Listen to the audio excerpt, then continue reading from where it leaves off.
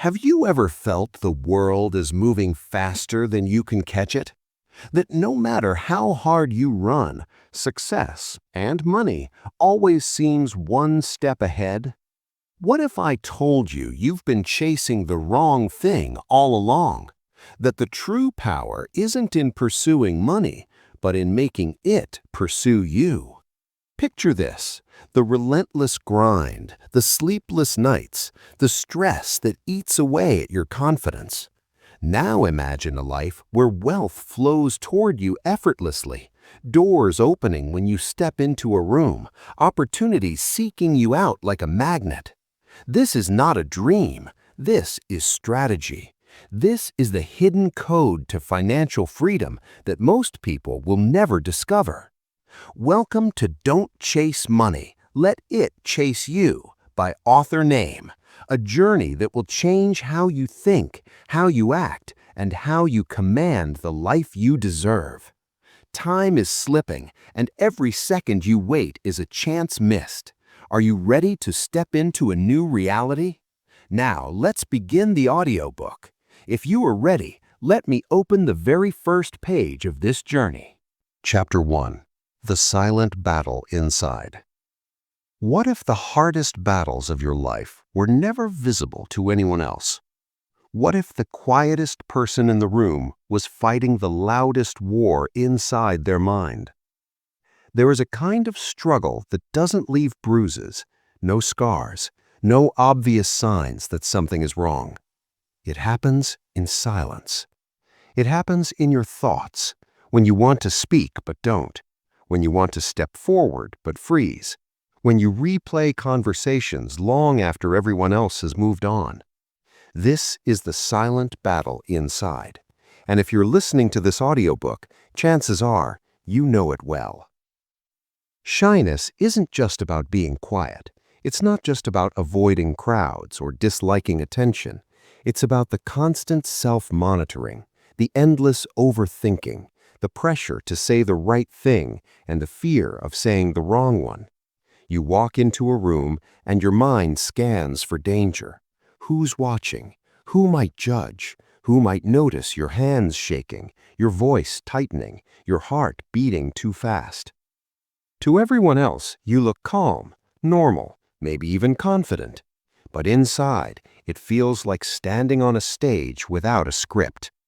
And the most painful part? You often blame yourself. You tell yourself you should just be confident, you should just speak up, you should just stop being like this. But what if I told you that shyness is not a flaw in your character? What if it's not something broken inside you? What if it's something that formed, slowly, quietly, logically, over time? Most shy people weren't born shy. They became shy. Maybe you were once talkative, curious, expressive. Maybe you raised your hand in class until one day you were laughed at. Maybe you spoke freely until someone mocked your voice, your accent, your ideas. Maybe you learned, without anyone ever saying it out loud, that being quiet felt safer. So your mind adapted. It learned to pause before speaking. It learned to analyze every word. It learned to protect you from embarrassment, rejection, and pain. Shyness began as armor, but over time, that armor got heavy. Now it doesn't just protect you, it limits you. You start holding back not because you want to, but because it feels automatic. You replay scenarios before they even happen. You imagine outcomes that haven't occurred. You feel nervous about moments that might never come.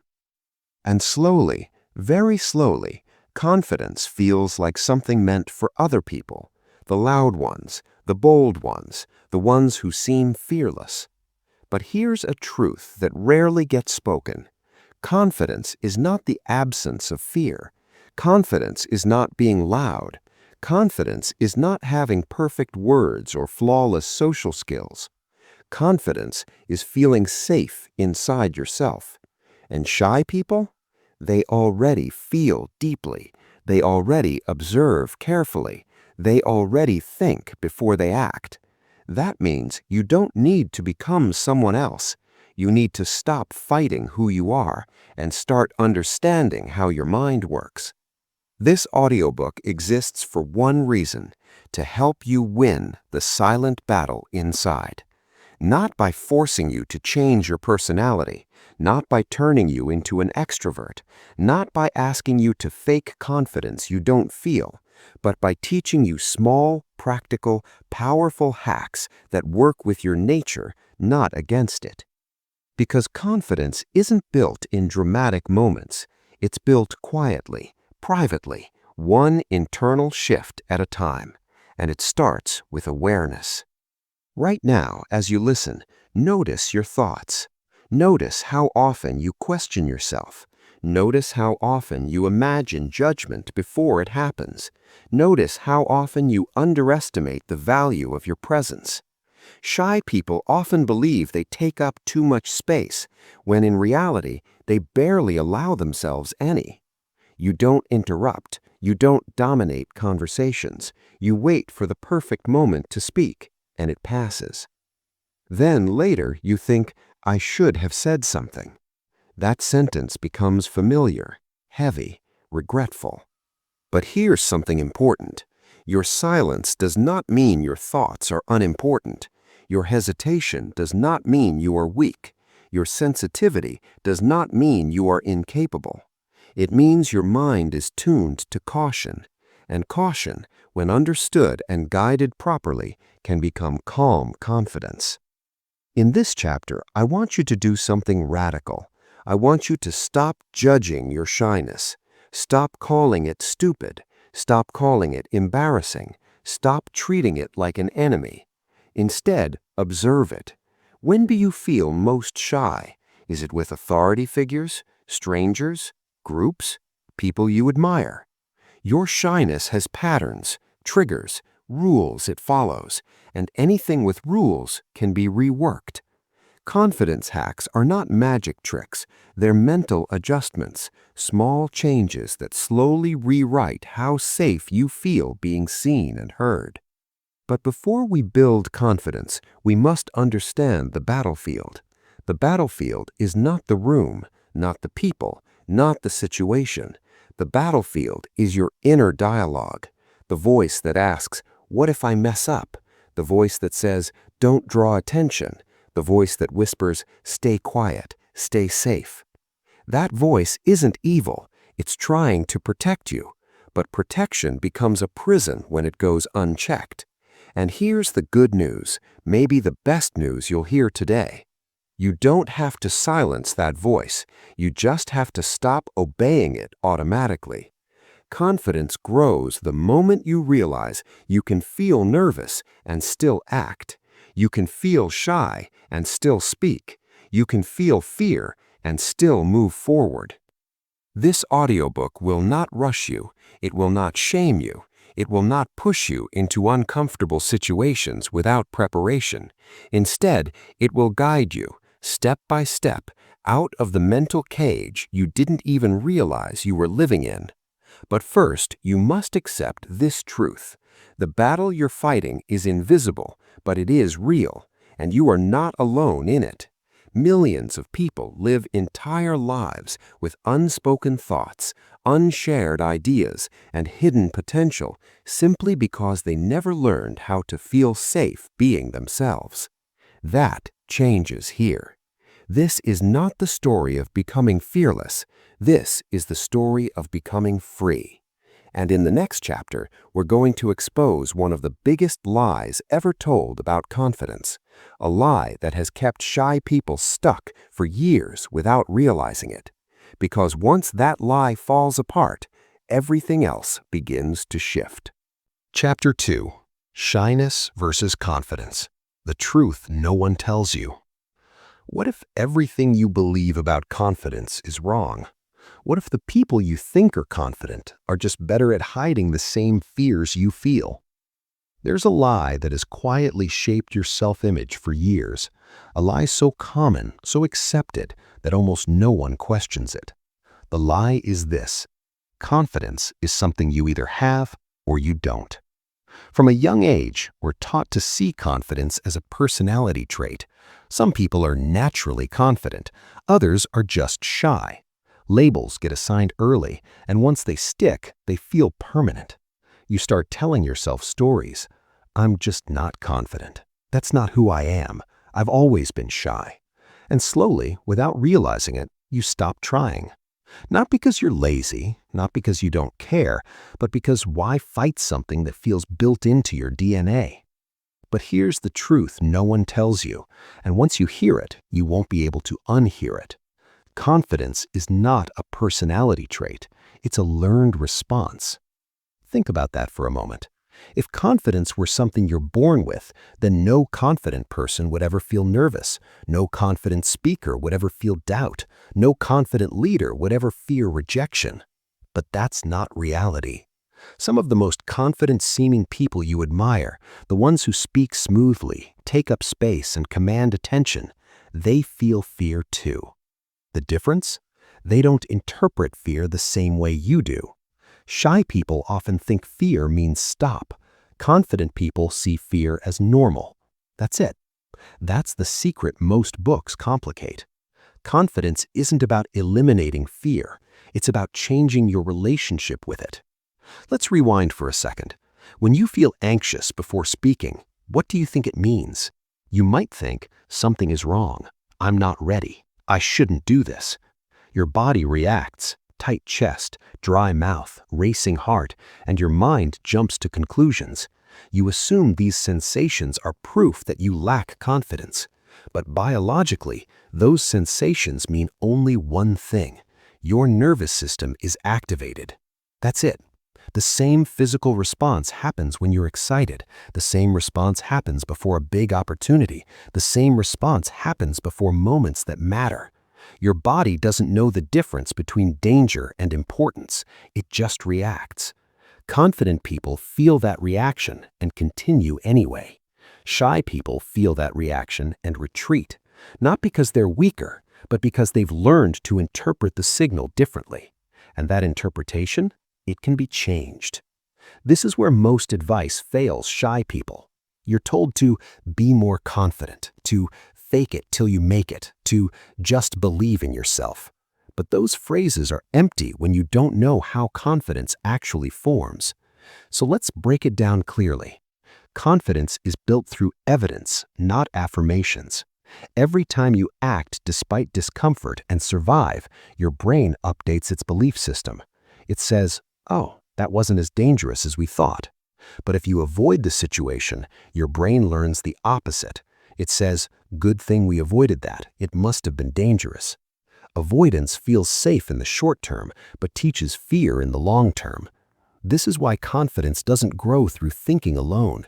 It grows through experience, small, manageable experiences.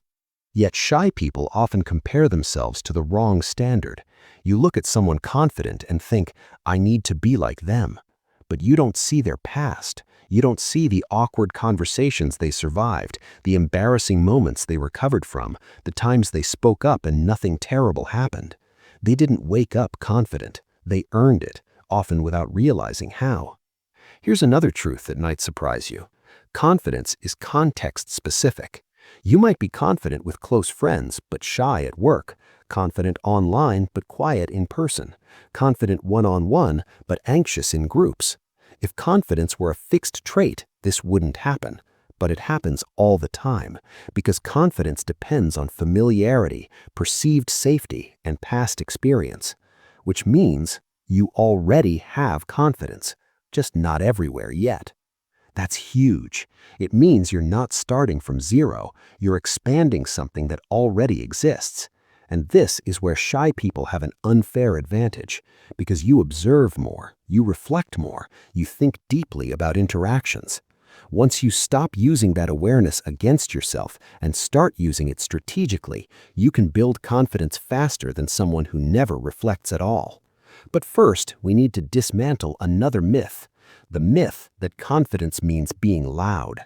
So many shy people believe, consciously or not, that confidence looks a certain way, dominant, outspoken, always ready with words. That belief alone makes confidence feel unreachable. because you don't want to be loud. You don't want to dominate conversations. You don't want to become someone else. Good news, you don't have to. There is loud confidence and there is quiet confidence. Quiet confidence doesn't shout, it doesn't interrupt, it doesn't perform. It's calm, grounded, comfortable with pauses and silence. Some of the most powerful people in the world speak slowly, softly, deliberately. They're confident not because they talk more, but because they're comfortable with who they are while talking. And that comfort is built, not born. The real difference between shyness and confidence is not personality, it's permission. Confident people give themselves permission to be imperfect, to pause, to stumble, to say something and let it land. Shy people demand perfection before they act. They wait until the words are flawless, until the timing is perfect, until the risk is zero. And since perfection never arrives, they stay silent. But confidence grows the moment you loosen that rule, the moment you allow yourself to speak without guarantees, to act without certainty, to exist without constant self-editing. This chapter is not asking you to change overnight. It's asking you to stop believing the lie that confidence is not for you. Because once you understand that confidence is a skill, a trainable response, a habit built through small acts, something shifts inside. Hope replaces resignation, curiosity replaces self-blame, and the question changes from, "Why am I like this?" to, "How do I train this?" And that question is where real change begins. In the next chapter, we're going deeper, back to the roots, because to rewire confidence, you need to understand where shyness was first planted and why it made sense at the time. Some of those memories might surprise you. Some might finally make click. Chapter 3. The Value Principle. What if the secret to attracting wealth isn't working harder, but giving more? Could the way you deliver value determine whether money finds you or avoids you completely? Imagine a world where money isn't something you chase, but a natural response to the value you create. Every dollar, every opportunity, every client drawn to you is a reflection of the impact you deliver. This is the core of the value principle, the undeniable truth that wealth flows toward those who provide something meaningful, significant, and irreplaceable. Most people misunderstand this. They think money is earned through effort, hours, or luck. They labor tirelessly, counting every minute as if sweat alone guarantees a paycheck. But effort without value is invisible. The market doesn't reward toil, it rewards transformation, solutions, and results. Think about the most successful people you know. They aren't always the hardest workers, they are the most valuable. The reason others seek them out isn't desperation, it's admiration, trust, and the undeniable benefit they provide. Their wealth is a byproduct of value, not the primary goal. Let's break this down further. Value is perceived, not just created. Value isn't just about skill or talent, it's about perception. A brilliant idea hidden in obscurity is worthless. A product or service that solves a real problem, clearly communicated, becomes priceless. The key is to understand your audience, anticipate their needs, and deliver a solution that exceeds expectations. Solve problems, not tasks. People don't pay for your time, they pay for solutions. The difference is subtle but critical. Completing tasks earns a paycheck. Solving problems creates demand, trust, and loyalty. The more pressing the problem you solve, the higher the value you command. Scarcity amplifies value. Value is often amplified by scarcity. If everyone can do what you do, your work becomes a commodity. But if your skill, knowledge, or approach is unique, you stand out. You become magnetic. You become a person or brand people seek, not because of marketing alone, but because of the inherent value you deliver. Consider this example. Two freelancers equally talented offer the same service. Freelancer A works long hours, completing tasks as requested. They get paid, but opportunities are limited, income stagnant. Freelancer B identifies deeper client problems, anticipates needs, and provides solutions even before being asked. They communicate results clearly and deliver exceptional outcomes. Clients pay more, refer more, and actively seek their services. The difference is perceived value and impact. Freelancer B doesn't chase clients, they come running. Money follows naturally. Value isn't only for entrepreneurs or business owners. It applies to any pursuit, profession, or field. Teachers, doctors, artists, and even employees who embrace the value principle often find themselves rewarded disproportionately.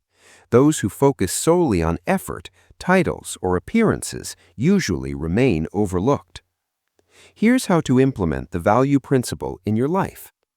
Step 1. Identify your unique strengths. What do you do better than most? What knowledge, skills, or insights do you have that can genuinely help others? The clearer you are about your strengths, the easier it becomes to create value that people notice and seek. Step 2. Understand the needs of others. To provide value, you must see the world from others' perspectives. What keeps them awake at night? What challenges are they desperate to solve? By understanding these needs, you position yourself as the answer, the solution everyone wants. Deliver excellence consistently. Consistency is the silent magnet. Sporadic brilliance may attract attention temporarily, but consistent, high-quality results build trust, reputation, and long-term wealth. When people know they can rely on you, they naturally bring opportunities to your doorstep. Communicate value clearly. Even the greatest solution can go unnoticed if it's poorly communicated. Learn to articulate your impact. Show tangible results. Tell stories of transformation. People pay for outcomes they understand and can envision. Go beyond expectations. Extra effort, thoughtful insights, or small gestures create disproportionate value. This is where true magnetic wealth begins, when others realize that your work doesn't just meet expectations, it exceeds them, leaving them no choice but to reward and refer you. Now let's step into a deeper truth. The more value you give, the more money comes, not instantly, but inevitably. The universe and the market respond to impact, not desperation. And the irony is powerful. The less you chase, the more you attract. But there's a trap here too. Many people misunderstand the value principle as doing more, giving endlessly, or burning themselves out. Real value isn't measured by hours worked or sacrifices made. It's measured by results produced, problems solved, and lives improved. This distinction separates those who become magnets for wealth from those who remain exhausted and underpaid. Let me illustrate this with a story. There was a young consultant who struggled for years. She worked long hours trying to impress clients with effort alone. Her income was modest, her stress immense. One day she shifted focus. Instead of showing effort, she began analyzing her clients' deepest challenges, anticipating needs, and offering solutions that made a real impact. Within months, her reputation exploded. Clients sought her out, willing to pay premium fees. She wasn't chasing money. She became the solution people couldn't resist. This is the power of the value principle. Impact attracts wealth, influence, and opportunity. The more meaningful the impact, the stronger the attraction. But here's where it gets cinematic. The most powerful value often isn't tangible. Sometimes it's insight, guidance, or perspective. Sometimes it's simply being the person who makes life easier, decisions clearer, or paths brighter. These invisible forms of value often create the largest returns because they are rare, deeply appreciated, and impossible to ignore. And the suspenseful part? Most people never think in terms of value. They chase money, believing it is independent of what they provide. They grind, hustle, and struggle, never realizing that the key to attraction lies in shifting focus from acquisition to creation, from scarcity to contribution. By mastering this principle, you step into a new reality, one where wealth is no longer a relentless pursuit, but a natural byproduct of the life you lead and the impact you create. Money begins to chase you because you have become magnetic, not because you are desperate. But the story doesn't end here. Understanding value is only the first step. The next level, revealed in the upcoming chapter, will uncover how mastering your craft elevates you beyond competition and positions you as a magnet for wealth in ways you never imagined. Because once you pair the magnet mindset with exceptional value, you are no longer part of the chase. You are the force others are drawn to. And that is where true financial freedom begins. Chapter 4. The Fear of Judgment. What if the eyes you fear the most aren't actually watching you? What if the harshest judge in every room has been living inside your own mind? There is one fear that quietly fuels shyness more than any other. Not fear of speaking, not fear of people, not even fear of making mistakes. It's the fear of being judged. Judged for what you say, judged for how you sound, judged for how you look, pause, hesitate, or exist. This fear doesn't scream, it whispers. And because it whispers, it feels like truth. When you're shy, your mind is constantly running simulations. What will they think if I say this? Did that sound stupid? Are they noticing how nervous I am? You don't just experience the moment, you evaluate it in real time. This is exhausting, and it keeps you trapped. But here's something crucial you need to understand. The fear of judgment is rarely about other people. It's about how you imagine other people see you. There's a big difference. Most people are far too busy thinking about themselves to analyze you the way you imagine. They're worried about their own words, their own image, their own insecurities. Yet your mind creates an invisible audience, an audience that watches, critiques, keeps score. Where did this audience come from? It often forms early. If you grew up being corrected often, teased, compared, or subtly criticized, your brain learned to stay alert. It learned to anticipate feedback before it arrived.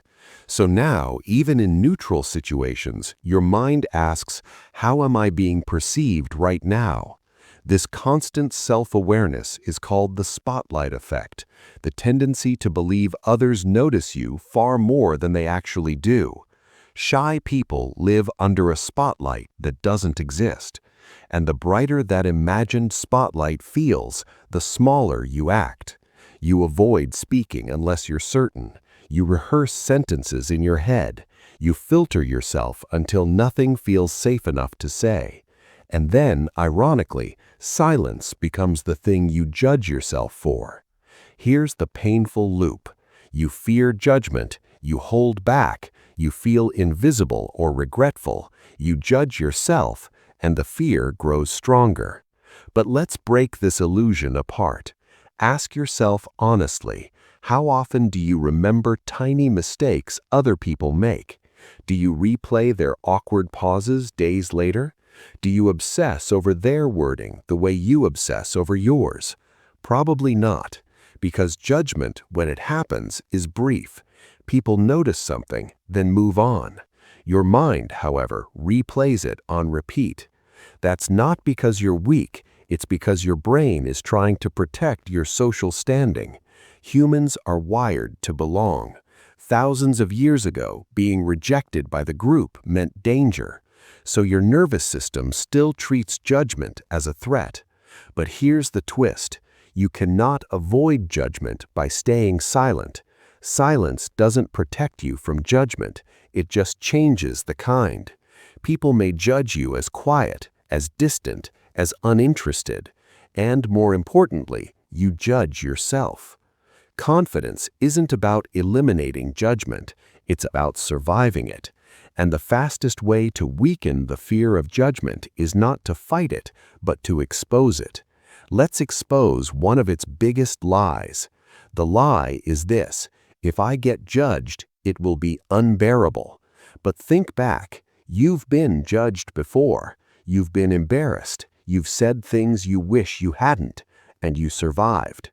The moment passed, the intensity faded, life continued. Your brain exaggerates the cost of judgment because it wants to prevent future pain, but the cost is almost never as high as it imagines. Most judgment is forgettable, temporary, meaningless. And sometimes, this might surprise you, judgment can even work in your favor. When you speak, you become visible. When you're visible, you become memorable. And being memorable matters far more than being perfect. Another truth shy people rarely hear: confidence grows when you stop trying to control perception. The more you try to manage how others see you, the more anxious you feel, because perception is not fully controllable. You can say something thoughtful and still be misunderstood. You can be kind and still be judged. You can stay quiet and still be noticed. So instead of asking, "How do I avoid judgment?" ask, "How do I stop letting judgment control me?" The answer begins with permission. Permission to be human. Permission to be imperfect. Permission to take up space without guarantees. Here's a powerful shift you can practice. Instead of monitoring yourself from the outside, come back inside your body. Notice your breath, your posture, the sound of your voice as you hear it, not as you imagine others hear it. Confidence is presence. Judgment thrives when you leave yourself and watch from a distance. Presence pulls you back.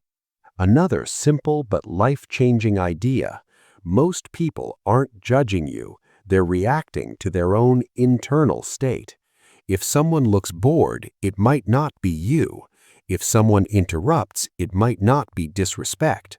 If someone doesn't respond warmly, it might not be rejection. But shy minds personalize everything. They turn neutral data into negative meaning.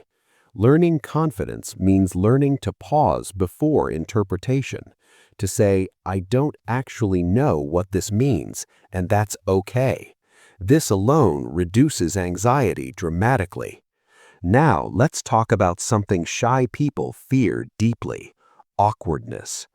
Awkward moments feel like proof of failure, but awkwardness is not danger, it's transition.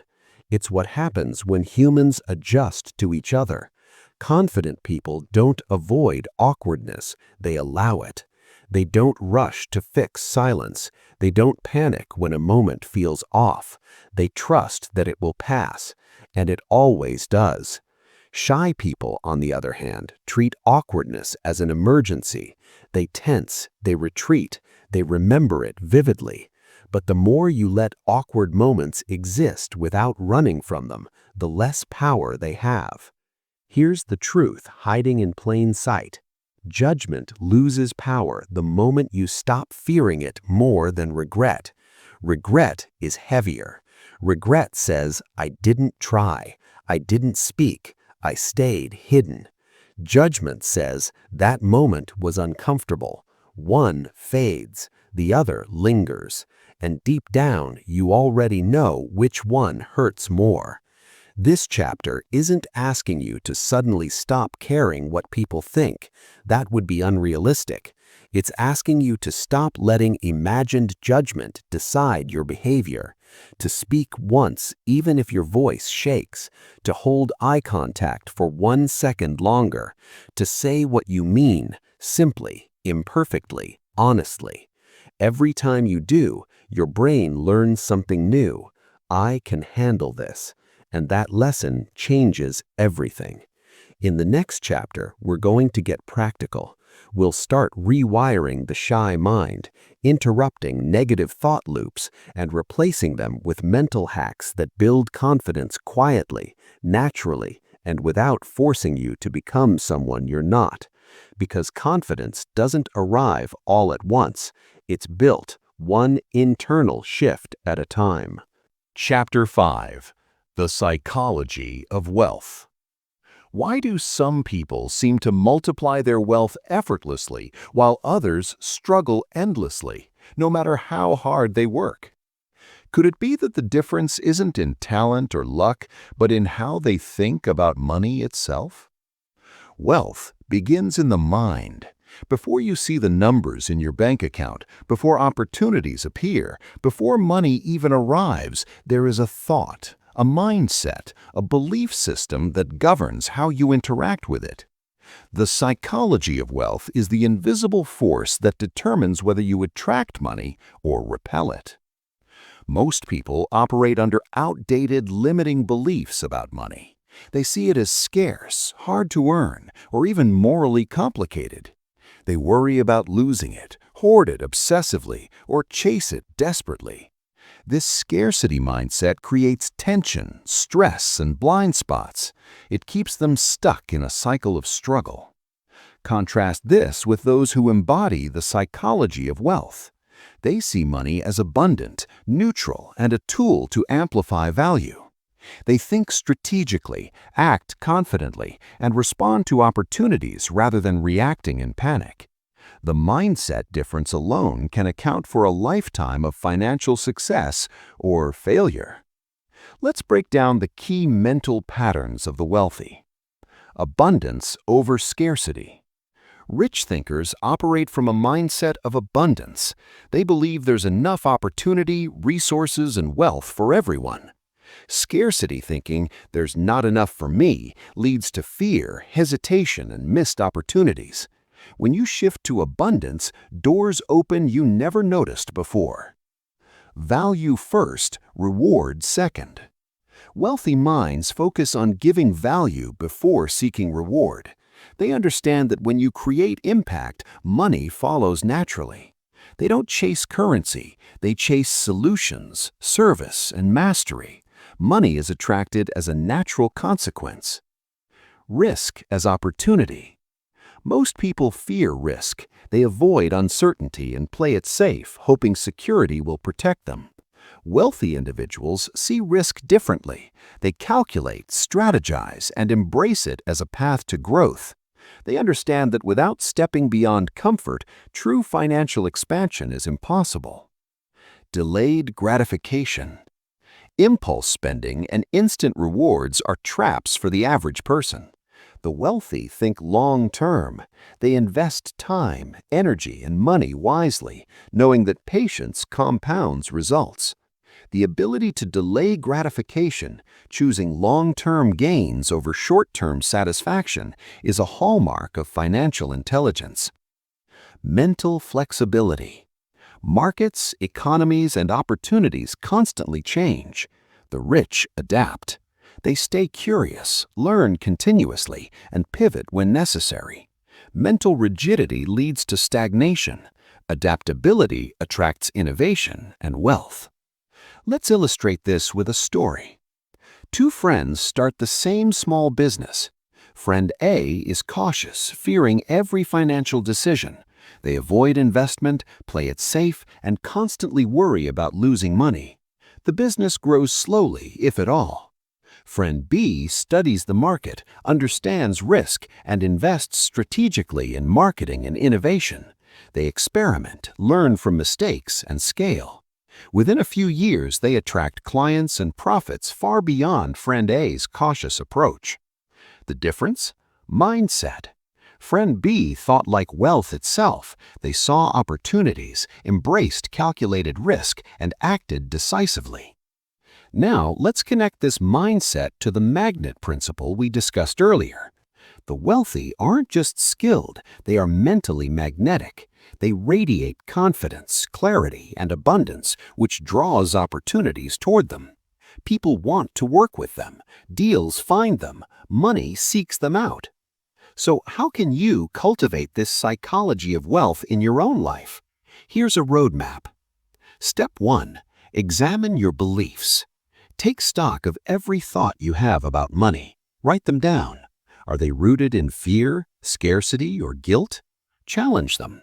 Replace limiting beliefs with empowering ones. Step 2. Practice abundance thinking. Start seeing possibilities instead of problems.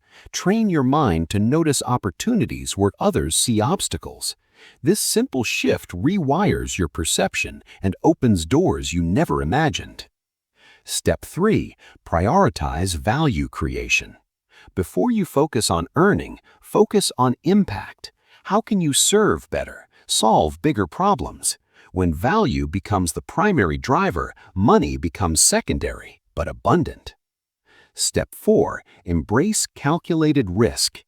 Wealthy individuals don't act recklessly, they take informed, calculated risks.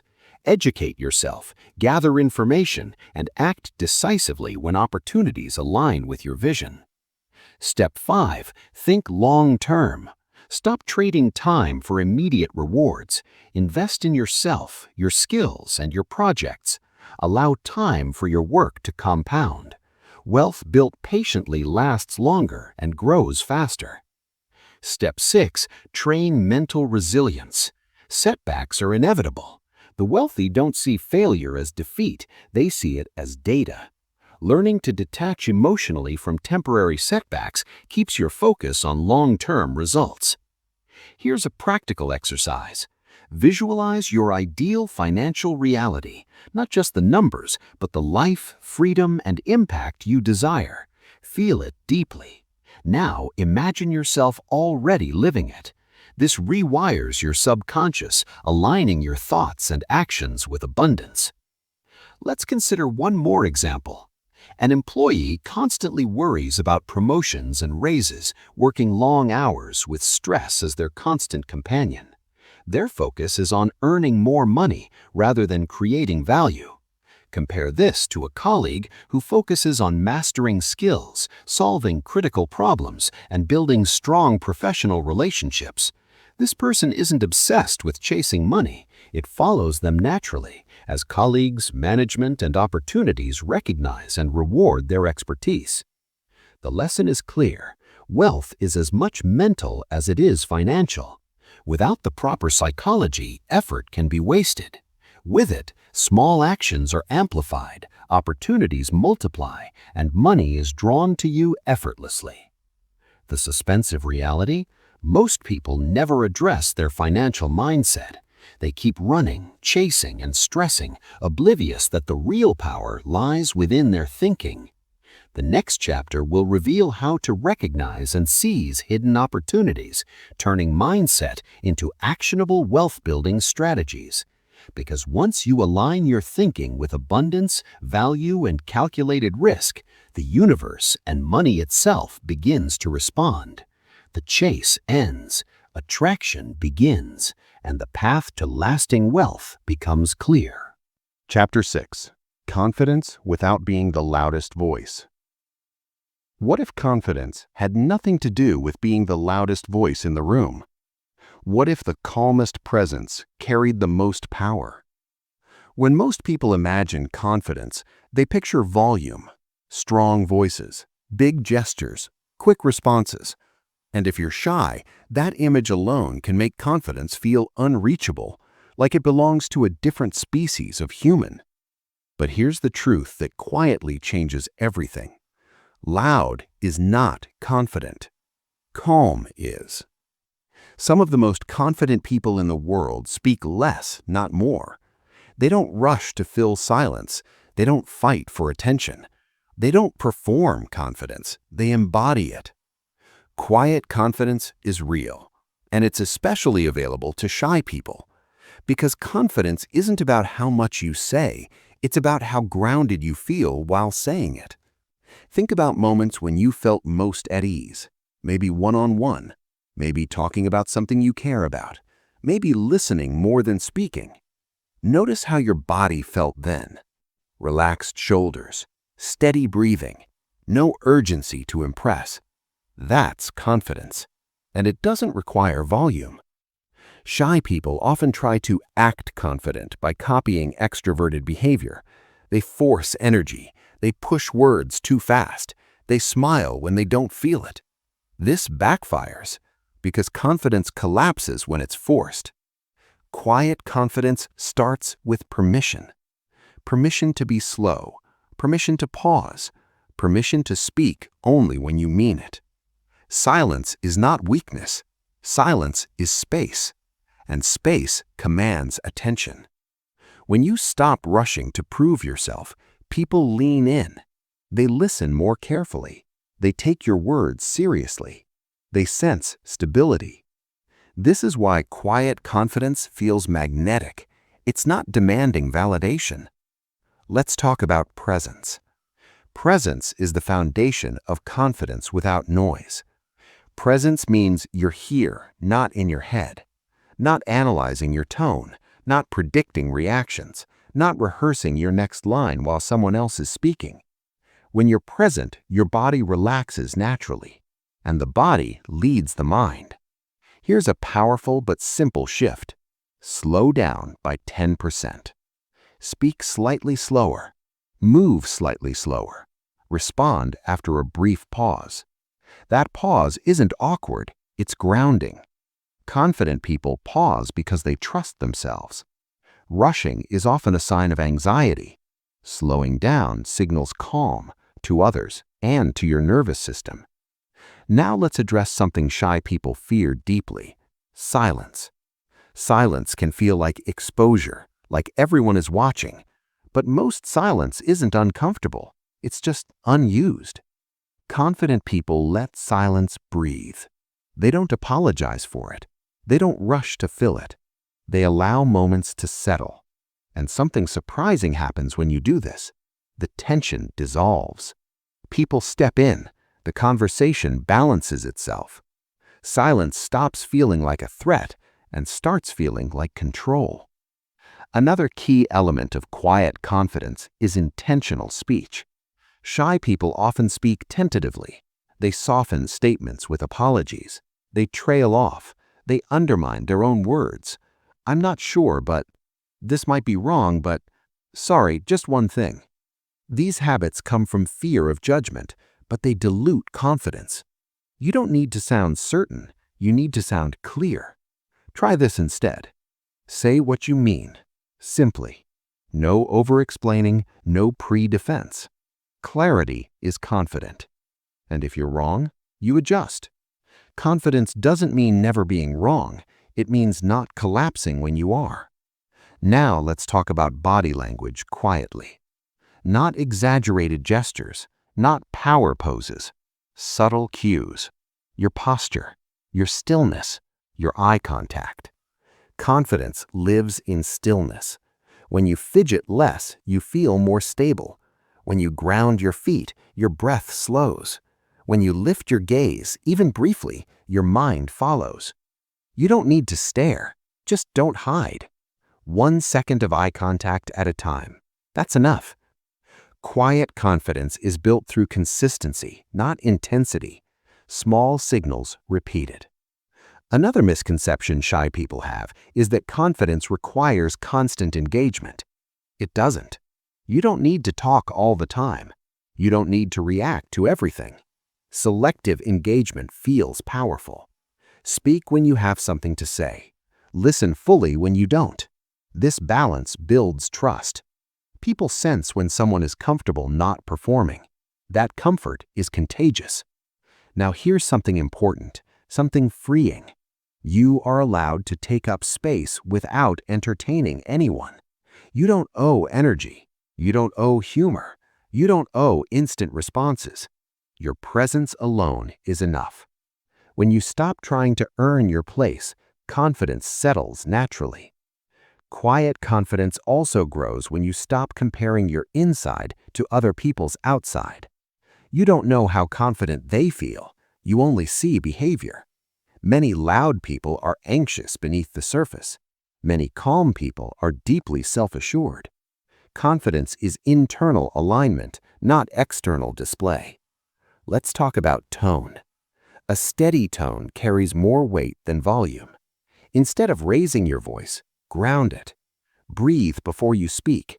Let your voice drop slightly at the end of sentences. This signals certainty, even when you feel nervous. Your body learns from these cues. Another powerful aspect of quiet confidence is boundaries. You don't over-explain. You don't over-apologize. You don't agree just to be liked. You allow yourself preferences. I'm not comfortable with that. I'll pass. I need time to think. These are confident statements spoken calmly. No drama, no justification, just truth. Shy people often think confidence will feel bold and fearless. In reality, it feels grounded, centered, calm. It feels like being at home in yourself. And the best part? Quiet confidence compounds. Each time you allow yourself to be present without performing, each time you speak without rushing, each time you let silence exist, your nervous system updates. This is safe, and safety is the root of confidence. You don't need to change your personality. You don't need to become louder. You need to become more you, without apology. But confidence doesn't stop at mindset and presence. It grows through action, through small, manageable steps that build evidence. And that's exactly where we're going next. Because the fastest way to confidence is not a big leap. It's a series of small wins that quietly change everything. Chapter 7. The Power of Leverage. What if you could multiply your results without multiplying your effort? Could the secret to wealth be less about working harder and more about working smarter, using leverage to make money chase you? Leverage is the ultimate secret weapon of the wealthy. It's what separates those who struggle endlessly from those who achieve extraordinary results with seemingly less effort. Leverage is about making your time, skills, resources, and influence work for you so that your actions are amplified far beyond their apparent effort. Most people work tirelessly in a linear way. 1 hour of effort equals 1 hour of results. They trade time for money, exhausting themselves in the process. But leverage flips this equation. With leverage, 1 hour of effort can produce 10, 100, or even 1,000 times the impact. And the best part? When you understand leverage, you no longer need to chase money. It finds you. Let's break down the most powerful forms of leverage. Time leverage. Time is the most finite resource we have, yet most people squander it on tasks that could be delegated, automated, or eliminated. Time leverage is about focusing your energy on high-impact activities and using systems, tools, or people to handle the rest. When you master this, your productivity multiplies and wealth begins to follow naturally. Example: consider an entrepreneur who spends 80 hours building a product from scratch. Another uses strategic outsourcing, automation, and delegation to achieve the same results in 20 hours. The second entrepreneur has time to innovate, market, and expand, unlocking far greater opportunities for wealth. Skill leverage. Mastery is only part of the equation. Once you've honed your skills, leverage comes from applying them in ways that create outsized results. This might involve teaching, consulting, licensing, or building systems that multiply the value of your expertise. The goal is to make your skill do the work for you. An example: a designer creates custom logos for clients one by one, earning income linearly. Another creates templates and teaches a course, reaching thousands at once. Both possess talent, but only the second uses leverage to attract wealth on a larger scale. Money leverage. Capital can be a powerful multiplier when used wisely. Investing strategically allows money to generate more money through stocks, businesses, or other assets. The key is to understand risk, manage it, and direct resources toward high-value opportunities. Leverage transforms money from a tool you chase into a tool that works for you. Network leverage. Your connections are one of the most powerful forms of leverage. Opportunities often arrive through relationships. Knowing the right people, collaborating strategically, and building mutual value can open doors that money alone cannot. The wealthy don't just work harder, they work smarter through relationships that amplify results. Knowledge leverage. Information is power, but applied knowledge is leverage. Those who learn, internalize, and apply insights strategically can act faster, predict outcomes, and seize opportunities before others even see them. Knowledge compounds over time, giving the prepared a lasting advantage. Let's consider a story. Two friends start an online business. Friend A works tirelessly alone, answering every email, coding every feature, and manually managing every task. Progress is slow, income grows linearly, stress is high. Friend B builds a system, delegates tasks, uses automation, leverages a team, and invests in scalable marketing. The business grows exponentially, clients multiply, and revenue climbs without additional hours worked. Both have vision, both have effort, but leverage makes the difference. Friend B isn't chasing money. Money is drawn to the systems, skill, and network they've built. Now, here's a crucial insight. Leverage requires strategic thinking. Not every tool, system, or network is valuable. The key is identifying high-impact leverage points, where your actions multiply results most effectively. Here's how to implement leverage in your own life. Step 1. Identify high-value activities. Make a list of tasks you perform daily. Which tasks directly create income, influence, or growth? Focus on these. Delegate, automate, or eliminate the rest. Step 2. Build systems. Systems are repeatable, scalable processes. They allow you to perform at a high level consistently without reinventing the wheel. Automation, standard operating procedures, and clear workflows are essential. Step 3. Collaborate strategically. Find people whose skills complement yours. Work together to multiply results. Collaboration is a force multiplier, creating impact and attracting wealth faster than isolated effort. Step 4. Invest in assets. Assets, whether knowledge, tools, or capital, generate returns beyond your direct effort. Identify opportunities where your investments can produce long-term, scalable results. Step 5. Focus on compounding. Leverage compounds over time. Each strategic system, relationship, or skill multiplies the previous one. Wealth, influence, and freedom grow exponentially when compounded through leverage. But there's a hidden danger. Misused leverage can backfire. Over-leveraging, relying on untrustworthy systems, or miscalculating risk can amplify losses as easily as gains. The wealthy are not reckless. They act deliberately, strategically, and with foresight. Think about it. The goal isn't just more work, it's smarter work. Leverage transforms your craft, your energy, and your influence into a magnetic force that draws wealth to you naturally. And here's the cinematic truth. When mastery, value creation, mindset, and leverage converge, the ordinary becomes extraordinary. One person's focused action can generate results that would take others years to achieve. The secret? Not chasing money, but aligning effort with systems, networks, and strategy. And the suspenseful part? Leverage isn't just about multiplying effort, it's about positioning yourself to benefit from opportunities that others cannot reach. The next chapter will reveal how relationships and connections act as a multiplier for your efforts, creating invisible channels through which wealth and opportunity flow directly to you. Because once you understand leverage, the rules of the chase change. You stop running after money. It flows naturally, guided by the systems, skills, and influence you've built. Chapter 8. The Power of Presence. Owning every room you enter. Have you ever wondered why some people seem to light up a room the moment they step in?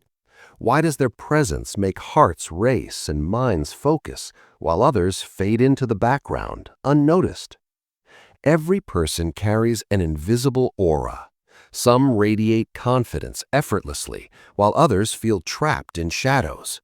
The secret isn't luck, it's presence, a magnetic force that communicates confidence before a single word is spoken.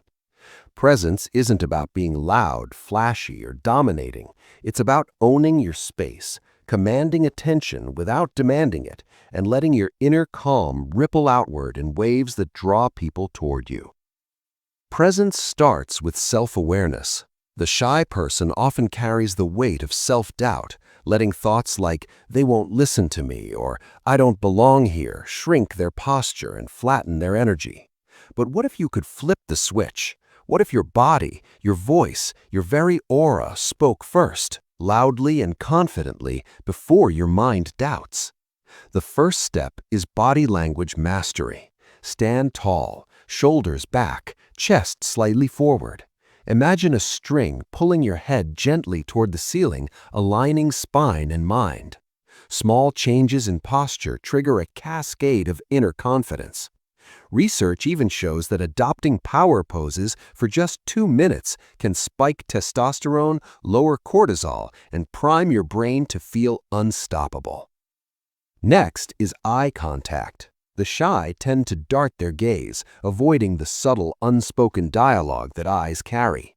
But holding steady, calm, and warm eye contact signals that you are present, that you are engaged, and that you are not afraid. Not aggressively, but intentionally. Eye contact builds trust. It communicates, "I see you and I am here." Then comes vocal presence. Many shy people speak softly or rush through sentences, almost apologizing for their very thoughts. Confidence in speech isn't about volume, it's about rhythm, clarity, and intentional pauses. Speak with calm, measured tones. Allow your voice to breathe. Notice how people lean in when your words land with weight, even if softly spoken. Presence also thrives on attentive listening. Ironically, the secret to owning a room often isn't in speaking at all. It's in making others feel that they are the center of attention. Nod, respond subtly, and let your gaze and expressions mirror engagement. People are naturally drawn to those who make them feel seen, and presence without arrogance is irresistibly magnetic. Another key is mental framing. Imagine walking into any space, a room, a meeting, or a social gathering with the mindset, "I am here, I belong, and I will contribute." This internal affirmation transforms posture, gestures, and facial expressions. The shy people underestimate the power of this internal script. Change your inner narrative, and your external presence will shift naturally. But presence is also about space management. The way you inhabit physical space affects perception. Stand, sit, or move with intention. Avoid shrinking into corners or fidgeting. Instead, allow yourself room to exist fully. Whether it's spreading your arms slightly while gesturing or planting feet firmly during conversation, claiming your personal space signals confidence. Practice is vital. Start small. Enter a cafe, a meeting, or a small gathering with the intention of being fully present. Observe the subtle shifts in how people respond. Notice the power in silent pauses, in listening deeply, and in speaking with intention. Presence is a skill honed over time, a muscle that grows stronger each time it's flexed. Finally, presence isn't just for others, it's also a shield against internal doubts. When you fully inhabit your body, your voice, and your space, negative thoughts have less power. Anxiety shrinks when your awareness expands outward into the room instead of collapsing inward into your mind. The shy person discovers here a hidden paradox. By showing up fully to the world, they also reclaim themselves. Imagine walking into your next room, your next conversation, your next challenge, and feeling that invisible energy radiate from within, not from bravado, but from calm mastery. People notice, doors open, conversations flow, opportunities appear, and all because you learn to own the one thing no one can take from you, your presence. But presence is only the beginning. there's a deeper hidden layer that even confident people rarely master, a power that turns attraction into influence, presence into persuasion. Chapter 9. The Art of Timing. Why do some people strike at the perfect moment and achieve massive success, while others seem to miss opportunities again and again? Could the difference between chasing and attracting wealth simply come down to when you act? Timing is often overlooked, yet it is one of the most critical elements of wealth and success. You can have the best skills, the strongest mindset, and the most magnetic network, but if you act too early, too late, or without awareness, opportunities slip through your fingers. The art of timing is the invisible force that separates those who seem unstoppable from those constantly scrambling. Think of it like a wave. Surf too early and you wipe out. Surf too late and you miss the ride.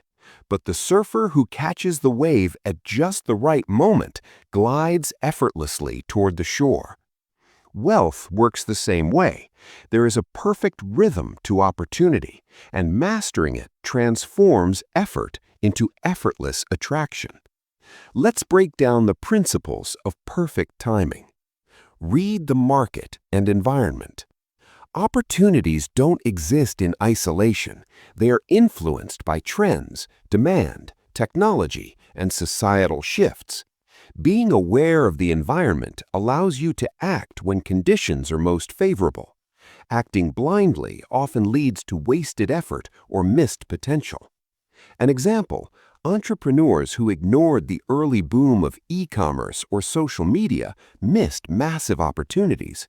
Those who observed trends and acted at the right moment became leaders in their industries. Recognize readiness versus impulse. Timing is not just about external conditions, it's about your internal state of readiness. Acting impulsively without skill, preparation, or resources often backfires. Conversely, hesitation when you are ready results in missed gains. The art of timing balances awareness of the external moment with your internal state of readiness. The power of patience. Patience is not laziness, it's strategic restraint. Sometimes the best action is waiting, preparing, and observing until the conditions are optimal. Wealthy individuals often appear to act effortlessly, but in reality, they have been positioning themselves and building leverage quietly before making the decisive move. Act decisively when the moment comes. Preparation meets opportunity in action. When the perfect moment arrives, hesitation is costly. The difference between ordinary and extraordinary results often comes down to the courage to act at the exact right time. Learn from patterns. Timing isn't random, it's predictable if you study patterns. Economic cycles, consumer behavior, and industry trends often repeat. Those who learn to anticipate patterns can position themselves ahead of the curve, seizing opportunities before the masses even recognize them. Let's consider a story. Two investors noticed a new technology emerging. Investor A acted too early, investing before the product was viable, losing capital and patience. Investor B observed carefully, studied trends, and invested at the perfect inflection point. They reaped enormous returns, almost effortlessly. The key difference? Timing and readiness. Timing also works in personal interactions and career growth. Knowing when to pitch an idea, approach a mentor, or launch a project can multiply results. A message sent too early may be ignored. One sent too late may be irrelevant.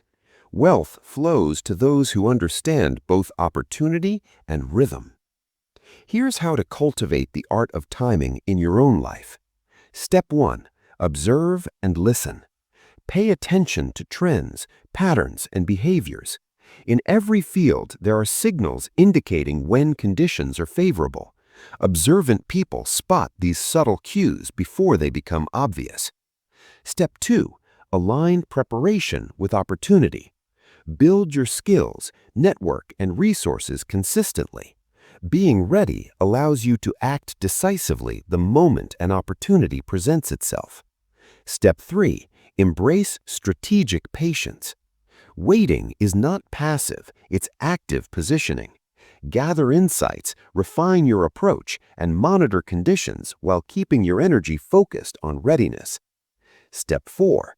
Take calculated risks.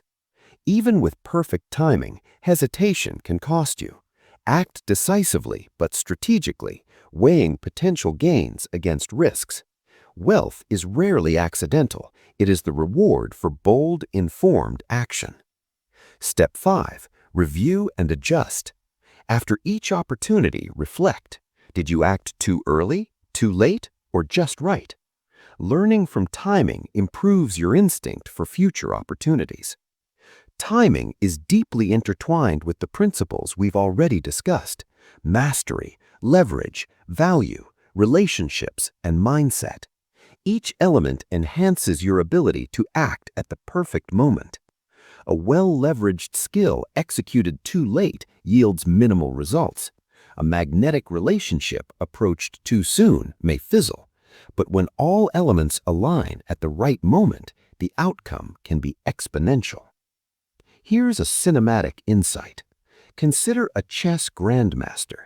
Every move is a blend of preparation, anticipation, and timing. Each piece is positioned strategically, waiting for the exact moment to strike. Wealth and success operate the same way. Your skills, network, and opportunities are pieces on the board. Timing determines whether your move creates ordinary outcomes or monumental gains. The suspenseful reality: most people act either too early or too late. They miss opportunities not because they lack skill, resources, or ideas, but because they misjudge timing. The next chapter will reveal how to combine timing with persistence and momentum, ensuring that when opportunity appears, you are unstoppable. Because once you master timing, every chance you take carries far greater potential. You are no longer chasing wealth. You are surfing the wave of opportunity, gliding toward success with precision and flow. Chapter 10. Momentum and Persistence. Why do some people seem unstoppable, achieving success after success, while others falter and give up despite talent and effort? Could the secret to wealth be less about luck and more about building unstoppable momentum and relentless persistence? Momentum is the invisible engine that propels success. It is what turns small actions into massive results over time. Imagine pushing a heavy boulder uphill. The first few pushes require immense effort, but once it starts rolling, it gains speed and power, moving with almost unstoppable force. Momentum in life and business works the same way. Once you create it, the world begins to align with your energy, bringing opportunities, recognition, and wealth. Persistence is the fuel of momentum. Most people give up at the first sign of resistance, frustration, or failure. They believe effort should yield instant results. The truth is, wealth and influence accumulate through consistent action over time. The combination of persistence and momentum creates a magnetic force that draws money and opportunity to you naturally. Let's break down the key principles of momentum and persistence. Start small, build consistently. Momentum begins with action, no matter how small. Small, consistent steps compound over time. The wealthy understand that every effort, however minor, is a building block. One focused action today leads to multiple results tomorrow, which in turn multiply into exponential growth. Example: a writer dedicates 30 minutes daily to craft their book. Initially, progress seems slow, but over months, the words accumulate, drafts improve, and eventually the book is complete. Momentum transforms minor, consistent actions into a monumental outcome. Focus on high-impact actions.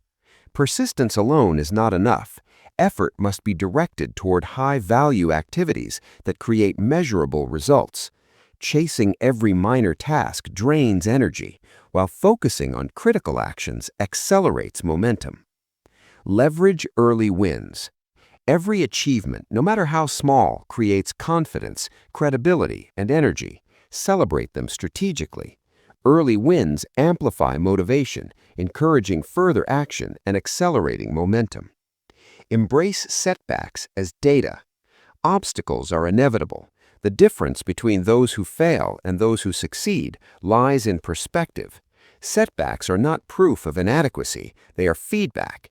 Persistent individuals adjust, learn, and continue, turning challenges into catalysts for growth. Compound your efforts. Persistence compounds like interest. Each day of consistent action builds on the last. Over time, effort compounds exponentially, producing results far beyond what sporadic or short-term action could achieve. Here's a practical example. Two entrepreneurs launch a business simultaneously.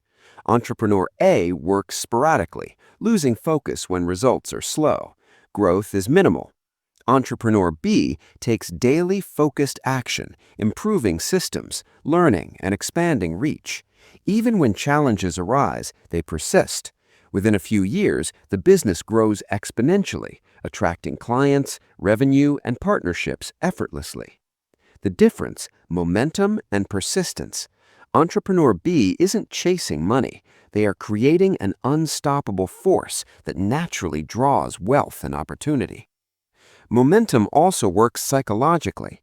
Once you experience small successes, your confidence grows, your mindset shifts from scarcity to abundance, and your ability to recognize opportunities increases. People are drawn to those in motion. Momentum attracts attention, trust, and collaboration, amplifying your influence. Persistence, on the other hand, signals reliability. Clients, partners, and mentors gravitate toward individuals who follow through. Consistency and determination become a magnet for opportunity, making others more willing to invest their time, resources, and trust in you. Here's a framework for building momentum and persistence. Step 1. Identify key goals. Focus your energy on high-priority objectives that align with your vision. Clarity of purpose creates direction, making momentum easier to maintain. Step 2. Take daily action. Break goals into small, actionable steps. Consistency is more powerful than intensity. Even minimal progress daily compounds into significant results over time. Step 3. Track progress. Celebrate wins and adjust strategies. Monitoring progress reinforces persistence, allowing you to see the tangible results of your momentum. Step 4. Build systems. Automate, delegate, and organize tasks that support your long-term objectives. Systems reduce friction, allowing momentum to flow naturally without constant effort. Step 5. Embrace resilience. Expect challenges and setbacks. Train your mind to persist regardless of temporary failure. Each obstacle overcome strengthens momentum, resilience, and your magnetic influence. Here's a cinematic illustration. A young musician dreams of launching a career. For years, they practice daily, perform small gigs, and network tirelessly. The first big break seems distant, almost unattainable. Many peers give up, discouraged by slow progress. But the persistent musician keeps taking consistent, focused action. Eventually, momentum builds, audiences grow, recordings gain attention, collaborations emerge. By the time they achieve widespread recognition, it feels almost effortless, though the foundation was built on relentless persistence. Momentum also allows you to capitalize on timing and opportunity, which we discussed in the previous chapter. When chance appears, those already in motion can pivot, act, and seize it immediately. Wealth gravitates toward those who are prepared, consistent, and unstoppable. But beware. The key is sustainable persistence. Many people burn out chasing results, thinking relentless effort alone will create wealth. True momentum balances intensity with strategy, energy, and focus. It's not about working endlessly. It's about moving steadily, intelligently, and consistently toward high-impact goals. The suspenseful reality? Once momentum takes hold, a force emerges that multiplies every previous principle we've discussed: mastery, value, leverage, relationships, timing, and mindset. Each principle compounds, creating a life where money, opportunity, and influence are naturally attracted to you. And the next chapter will reveal how to scale your wealth and impact exponentially, combining all the principles we've explored so far into a system that makes you virtually unstoppable. Because once momentum and persistence are mastered, you are no longer chasing money. You are a force in motion, and the world aligns with your energy, amplifying results in ways that feel almost magical. Chapter 11. Overcoming Anxiety. Turning Fear into Fuel. Have you ever felt your heart race, your palms sweat, or your mind spiral just at the thought of speaking up? What if the very thing that terrifies you could become your greatest ally? For shy people, anxiety often feels like a shadow that follows every social interaction, every public speaking opportunity, or even casual encounters. It's a constant whisper. What if I fail? Or what if they judge me? But anxiety, when understood and harnessed correctly, is not a curse. It is raw energy waiting to be transformed into courage, focus, and action. The first step is acknowledging fear. Many shy individuals attempt to suppress anxious feelings, believing that confidence means never feeling nervous. In reality, fear is a natural human response to challenge. Denying it only strengthens its grip. By acknowledging anxiety, naming it, and observing it without judgment, you separate yourself from the emotion. You realize, I am not my fear. I am experiencing fear. This distinction is liberating. Next comes breath control, a surprisingly simple yet powerful tool. Anxiety triggers rapid, shallow breathing, which fuels panic and tension. By consciously slowing your breath, inhaling deeply, and exhaling fully, you signal to your nervous system that you are safe. Breathing anchors you to the present moment, cutting through the whirlwind of what-ifs and grounding your body and mind. Even 30 seconds of intentional breathing before a challenging interaction can shift your entire state. Reframing fear as excitement is another essential technique. Your body's physiological response to anxiety, rapid heartbeat, adrenaline surge, heightened alertness, is identical to excitement. By consciously labeling these sensations as readiness rather than threat, your mind interprets them as fuel for action. Think, I am energized, alert, and capable, instead of, I am terrified. This subtle shift changes your experience from paralysis to momentum. Gradual exposure is the cornerstone of anxiety mastery. The shy often avoid situations that trigger discomfort, unintentionally reinforcing fear. Instead, take small, manageable steps towards anxiety-inducing situations. Speak up in a group of 2, then 3, and gradually more. Attend social events with clear micro-goals. Introduce yourself to one new person. Share a small opinion, or ask a question. Each successful encounter rewires your brain, proving that fear is surmountable. Visualization and mental rehearsal further strengthen your ability to confront anxiety. Close your eyes and vividly imagine the scenario that triggers fear. Picture yourself navigating it successfully, your posture confident, your voice steady, your mind calm. Repeat this exercise regularly. Mental rehearsal prepares neural pathways so that when reality arrives, your mind and body respond with confidence instead of panic. Anchoring with physical cues helps turn fear into fuel. Subtle actions like grounding your feet firmly, opening your chest, or gently clenching your fists release tension and reinforce strength. These physical anchors serve as reminders to embody courage. Over time, your body learns to respond to cues with confidence rather than fear, creating a feedback loop that strengthens resilience. Another powerful method is self-talk transformation. Shy people often experience a mental chorus of criticism. You'll fail. They'll laugh at you. You're not ready. Replace these statements with empowering alternatives. I am capable. I can handle this. I will learn and grow.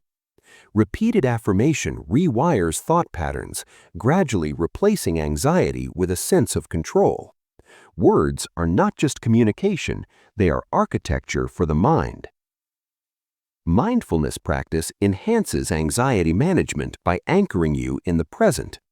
Anxiety thrives in projection, imagining worst-case scenarios or replaying past mistakes. Mindfulness teaches observation without judgment, allowing you to notice anxious thoughts without being consumed by them. Techniques like body scanning, mindful walking, or focusing on sensory input create a calm center amidst mental chaos. Preparation and mastery also reduce anxiety. Shyness is often compounded by a feeling of inadequacy. When facing a challenging interaction, prepare. Know your points, rehearse your words, and visualize successful outcomes. Preparedness strengthens confidence, which is the antidote to fear. The more skilled you feel, the less power anxiety holds. Acceptance of imperfection is crucial. Shy individuals frequently fear judgment for mistakes, minor slips, or awkward moments. The truth is, imperfection is human, and people respond far more favorably to authenticity than flawless performance. By accepting your imperfections, you remove anxiety's leverage. Every mistake becomes a stepping stone rather than a setback. Using anxiety as action fuel is the ultimate transformation. Notice the energy coursing through you when fear arises. Redirect it into bold action, speaking, approaching someone, raising your hand, or sharing your thoughts. Anxiety becomes the engine of courage, a push rather than a prison. Over time, you learn to harness this energy instinctively, transforming fear into momentum rather than resistance. Shy people must also track progress to solidify gains. Journal experiences, noting what triggered anxiety, how you responded, and what you learned. Celebrate small victories. Over weeks and months, this record shows tangible evidence of growth, reinforcing confidence and motivating further risk-taking. Finally, true mastery of anxiety requires compassionate persistence. Progress is rarely linear. There will be setbacks, moments of fear, and days when confidence wavers. The key is consistent practice, self-kindness, and recognition that courage is not the absence of fear, but the ability to move forward in spite of it. Each step taken is a testament to growth, resilience, and the emergence of the confident self. Imagine walking into your next social challenge, a meeting, or a public speaking opportunity. Your heart may race, your palms may sweat, and yet, with every breath, every thought, every step, you feel a growing sense of power. Anxiety no longer controls you. It becomes fuel, energy, and clarity. Fear transforms into action, hesitation into boldness, and the shy person discovers a new truth. Confidence is not something distant or unattainable. It is yours, forged moment by moment, choice by choice. But even with mastery over anxiety, there remains one final key: the ultimate force that turns learned skills, mindset, and social confidence into an unshakable, lifelong presence of power. A secret layer of confidence that few ever unlock. Chapter 12. The Magnetic System of Wealth. What if you could create a life where money, opportunities, and influence are drawn to you effortlessly? Could there be a system that makes wealth chase you rather than you endlessly chasing it? This is the culmination of everything we've explored so far. A magnetic system of wealth is not a single strategy, trick, or secret. It is the harmonious combination of mindset, mastery, leverage, relationships, timing, momentum, and scaling. When these elements align, you become a force in motion, a person whose energy naturally attracts money, opportunity, and success. Imagine your life as a magnet. The more aligned your thoughts, actions, and systems are with value creation and abundance, the stronger your magnetic field becomes. People, opportunities, and resources are drawn to you almost instinctively. You no longer chase, you attract. Let's break down the components of this magnetic system. Mindset as the core. Your beliefs about money, success, and your own value are the foundation. Without a wealthy mindset, every action is undermined by doubt, fear, or hesitation. A magnetic system starts by cultivating abundance, confidence, and clarity. You believe that wealth is not only possible, but your natural outcome when aligned with value. Mastery multiplies value. Skills and expertise are the engine of attraction. Mastery allows you to deliver high-impact results that people, clients, and collaborators recognize. It builds trust, reputation, and authority, which amplifies the magnetic effect. People want to connect with experts who provide solutions that matter. Leverage amplifies effort. Time, skills, money, and networks act as multipliers. Systems, automation, and strategic delegation ensure that your actions reach far beyond what you can do alone. Leverage transforms small efforts into massive results, creating a self-reinforcing cycle of growth and attraction. Magnetic relationships attract opportunities. Your network is a living system of influence. Cultivating authentic, high-value relationships ensures that opportunities flow toward you. Mentors, collaborators, clients, and allies become conduits through which wealth and success naturally arrive. Timing maximizes impact. Knowing when to act ensures that every effort carries maximum force.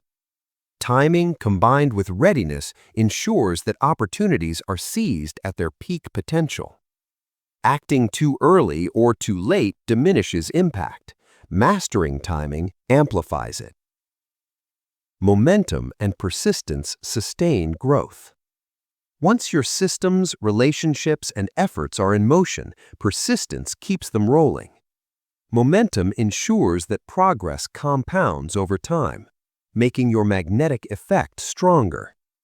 Each consistent action reinforces trust, influence, and attraction, accelerating the flow of wealth. Scaling creates exponential results.